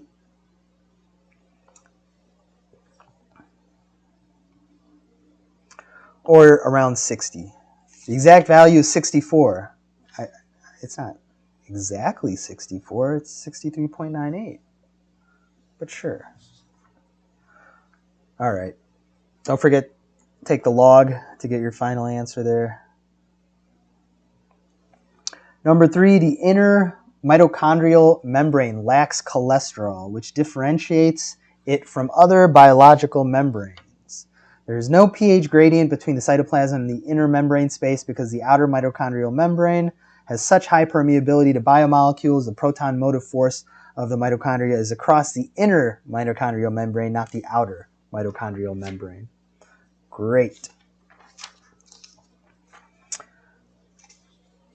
I'm going to take a quick bathroom break and then practice problems.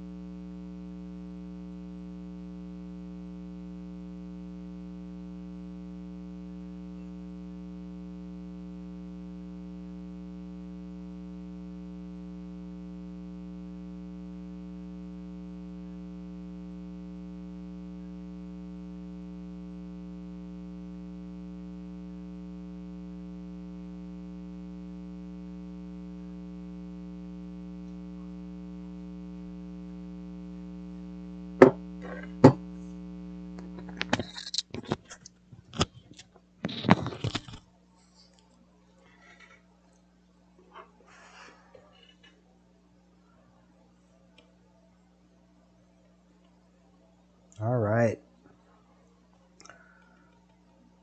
Practice problems.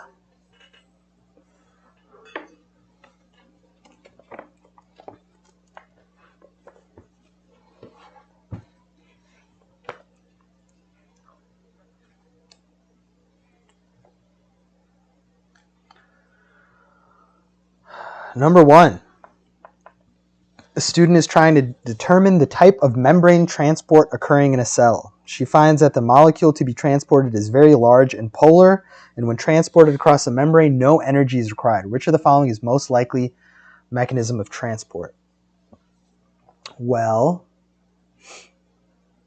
facilitated diffusion, because active transport, there could be some ATP use. So facilitated diffusion, there's no ATP use.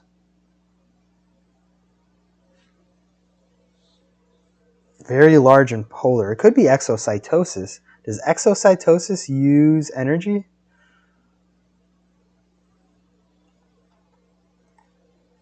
Does exocytosis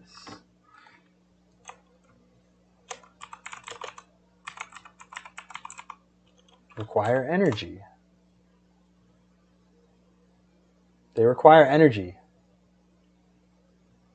They are an active transport process. So probably not exocytosis. Let's go with facilitated diffusion. Let's see. 2. A researcher treats a solution containing animal cells with obane, a poisonous substance that interferes with the sodium-potassium ATPase embedded in the cell membrane, and the cell lyses as a result. Which of the following statements best describes obane's effects? Treatment with obane results in high levels of extracellular calcium. Treatment of obane results in high levels of extracellular potassium and sodium. Treatment with obane increases intracellular concentrations of sodium, or treatment with obane decreases intracellular concentrations of sodium. Well, the potassium, the ATPase, pumps out sodium and in potassium.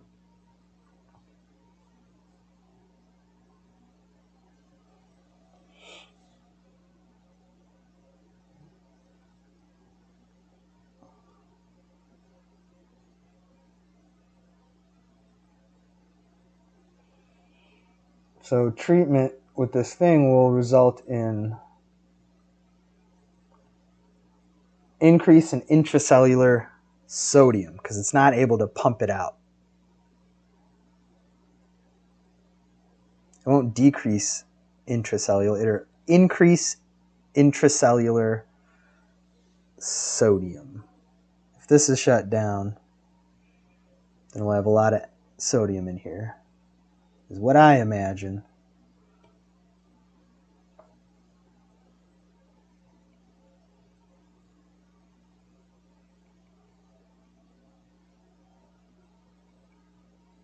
Whoops. So C. 3. Resting membrane potential depends on the differential distribution of ions across the membrane. That's true. The active transport process, yes. Selective permeability of the phospholipid bilayer. The phospholipid bilayer is selectively permeable.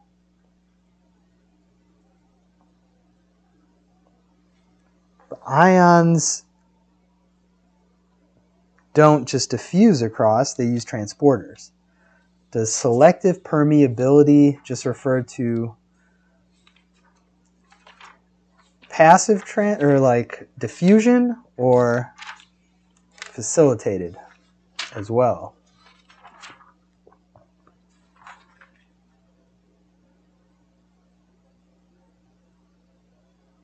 When they say membrane permeability, does that include all the proteins or just the phospholipids? That includes all the proteins, right?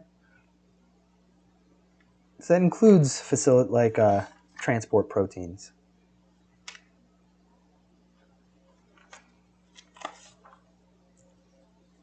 So permeability will have an effect. 1, 2, and 3. We'll see what they say in a minute. Which of the following is not a function of the cell membrane? Cytoskeletal attachment, protein synthesis, transport regulation, second messenger reservoir.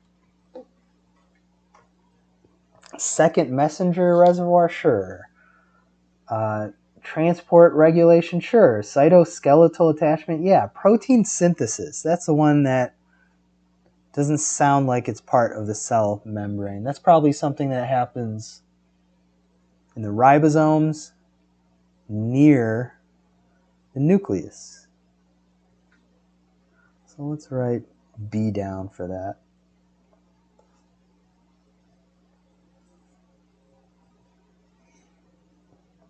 Five, the dynamic properties of molecules in the cell membrane are most rapid in phospholipids moving within the plane of the membrane, phospholipids moving between the layers of the membrane, proteins moving within the plane of the membrane, or proteins exiting the cell through exocytosis. The fastest process is probably phospholipids moving within the plane of the membrane, A.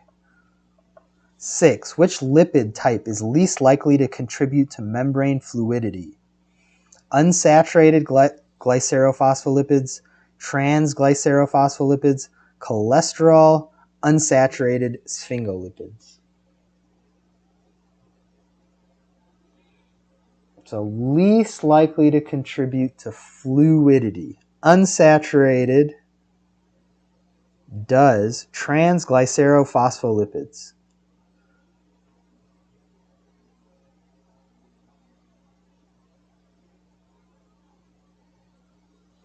Glycerophospholipids, transglycerophospholipids. I feel like the unsaturated glycerophingolipids.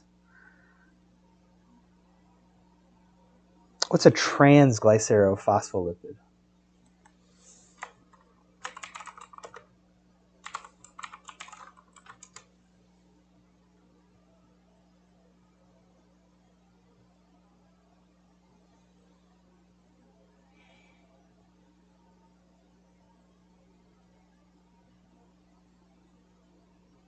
Transglycerolipids do increase the melting point of the membrane.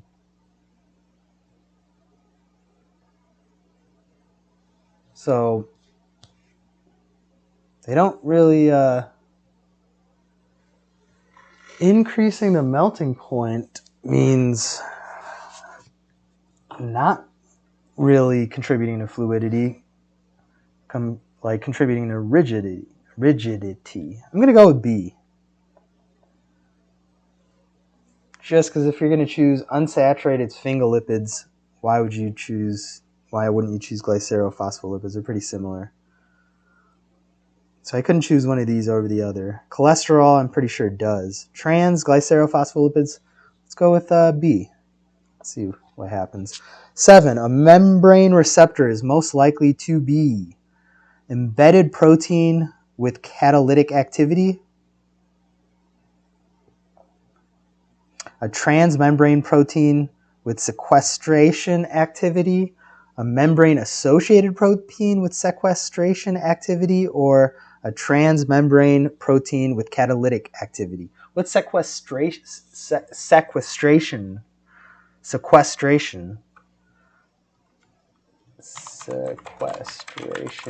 activity in biochem. We're talking about geology.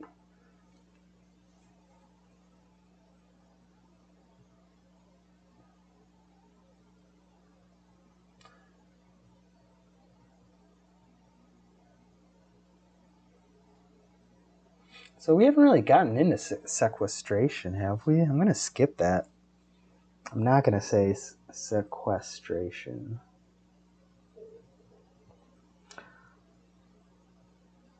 Catalytic activity sounds right.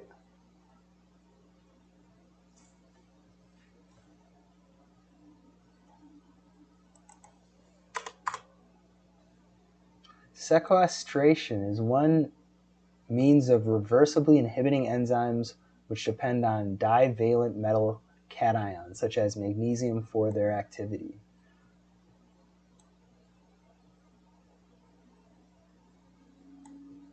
Okay. So turning off enzymes. So catalytic enzyme or activity sounds right, and transmembrane embedded protein sounds better. They also said membrane-associated proteins can be receptors. Why wouldn't it be membrane-associated proteins?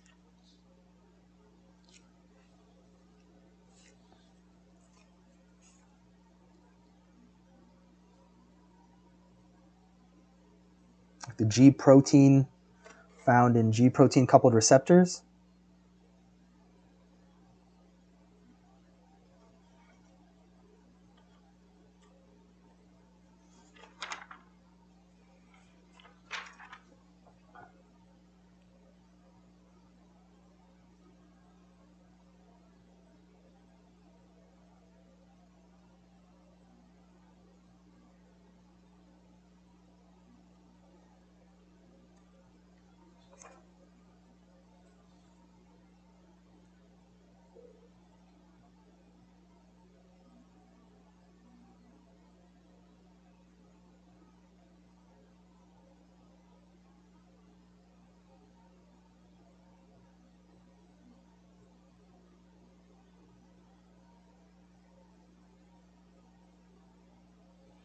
Yeah, so when you get hormones to the cell, does the cell deactivate the hormone? That would be like sequestration, right?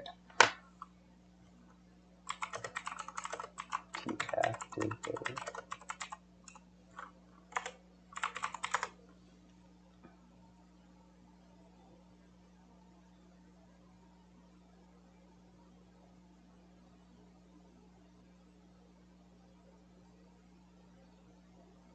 They form more receptors or form less receptors in response. Do they deactivate the thing itself? You know, I'm going to go with membrane-associated protein with sequestration activity.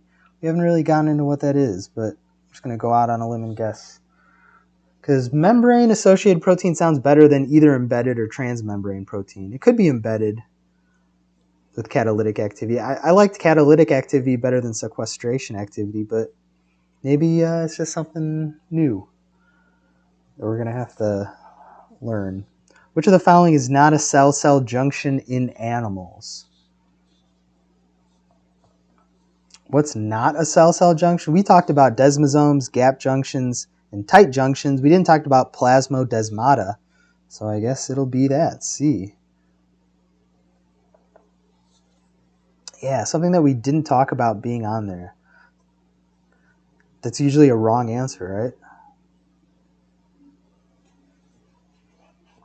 right? We'll see. Do membrane receptors have catalytic activity?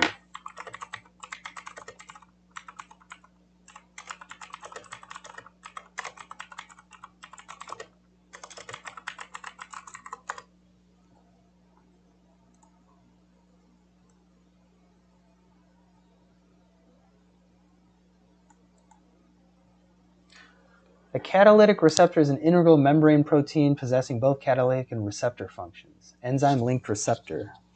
Yeah, that does sound good. They are embedded proteins can be membrane receptors. Yeah, let's change 7 from C to A. All right, 9. Which of the following is true of diffusion and osmosis? Diffusion and osmosis rely on the electrochemical gradient of only the compound of interest. Diffusion and osmosis rely on the electrochemical gradient of all compounds in a cell. Diffusion and osmosis will proceed in the same direction if there's only one solute. Diffusion and osmosis cannot occur simultaneously. Diffusion and osmosis rely on the electrochemical gradient of all compounds in a cell. I'm going to go with B. 10. The bulk movement of liquid into a cell through vesicular enfoldings is known as. For liquid, it was pinocytosis. Phagocytosis was for solids. Exocytosis is both of them. Drinking is a nice way to remember what pinocytosis is talking about. 11. Which of the following is least likely to be... Did I put the right one down? B, yeah. Which of the following is least likely to be the resting membrane potential of a cell? -70, -55, 0, +35. So it should be negative. And so +35 is least likely, except for the fact that that does happen in neurons. So let's say 0. It'll cross 0, but it won't stay there. It won't really stay at +35 either, but at any one moment, if you were to look at a cell, if you were to look at neural cells, some of them are firing, right? You're going to see a bunch of +35s. I bet you'll see less 0s than 35s. Let's go with C. The action potential looks something like that, right? And then this is the resting membrane potential at -40 or whatever, -70. It goes up to +35. But 0 is going to be -70, it's going to be somewhere here. It is going to cross it, but it's not going to stay there that long. We'll see what they say.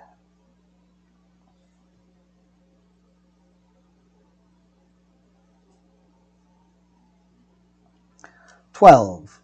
How does the inner mitochondrial membrane differ from the outer mitochondrial membrane?" Inner mitochondrial membrane is more permeable and lacks cholesterol. That is false. The inner mitochondrial membrane is less permeable and lacks cholesterol. That's true. It is more permeable and has cholesterol. No. Less permeable, has cholesterol. No. 12 is B.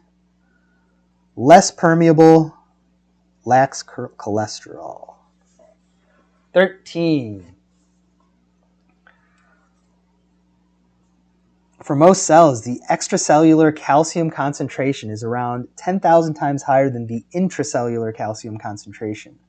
What is the membrane potential established by this electrochemical gradient?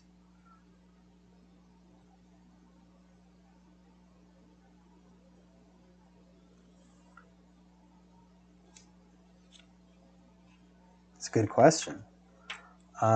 We probably have an equation that we could use for it, huh? So the concentration out over in, extracellular is 10,000 times more than intracellular. So let's just take 10,000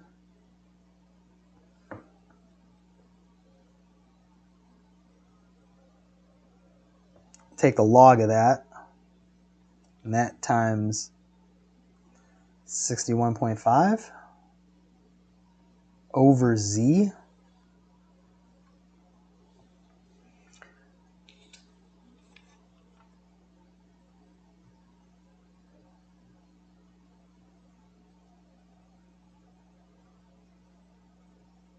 Four times 61.5. And what again was Z? Charge of the ion. So calcium has a +2 charge, I want to say. 2 plus. So divided by 2. I guess 123. Positive 123. Does that sound right? Now in that Ernst equation, I didn't forget any negative signs. No negatives. 10,000 over, or 10,000, log of 10,000 is 4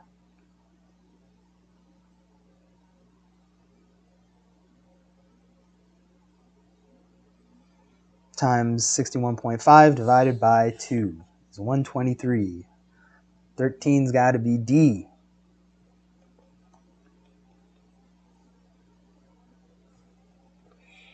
I should have written that out, huh? Let's copy this.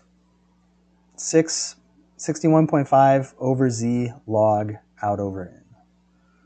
61.5 divided by Z log concentration of ion outside over concentration of ion inside.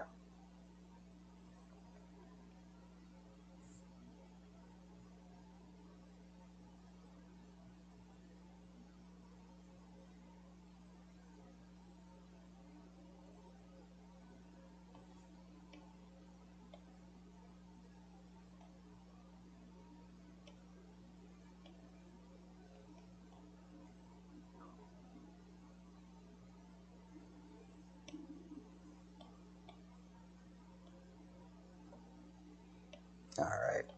14. Which of the following statements conflicts with the fluid mosaic model? The cell membrane is static in structure. That's false. B. Membrane components can be derived from multiple biomolecules. Sure. C. Hydrophobic interactions stabilize the lipid bilayer. Sure. Proteins are asymmetrically distributed within the cell membrane. Sure. The only one that conflicts is A. 15. Which of the following is a sphingolipid? Lectin, phosphatidylinositol, cholesterol, ganglioside. Sphingolipid. Lectin, probably? I don't remember. Let's go back and look.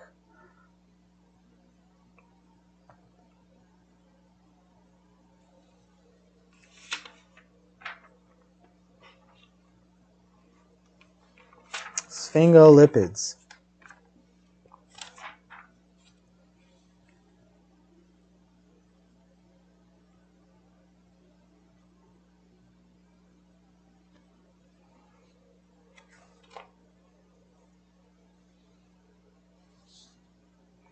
Phosphatidylinositol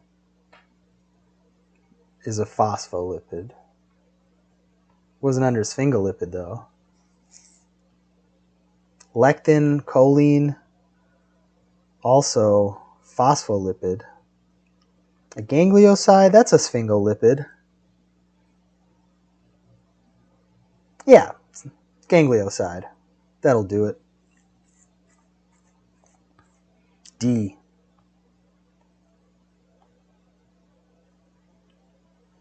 Let's see the answers.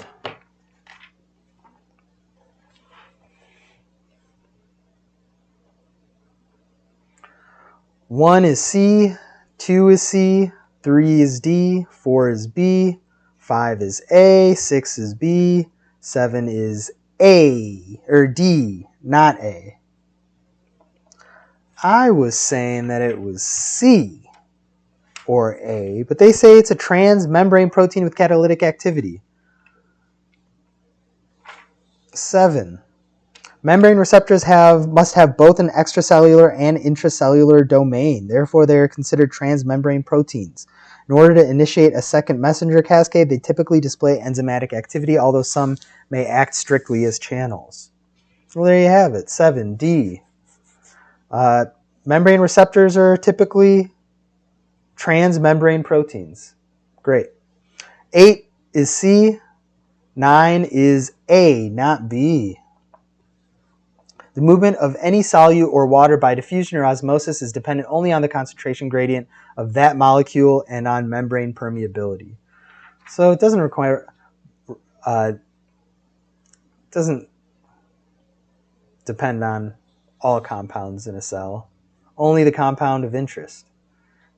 For osmosis, that's water.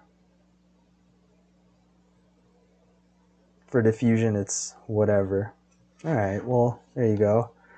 9A, 10B, 11C, 12B, 13D, 14A, and 15D. That is biological membranes.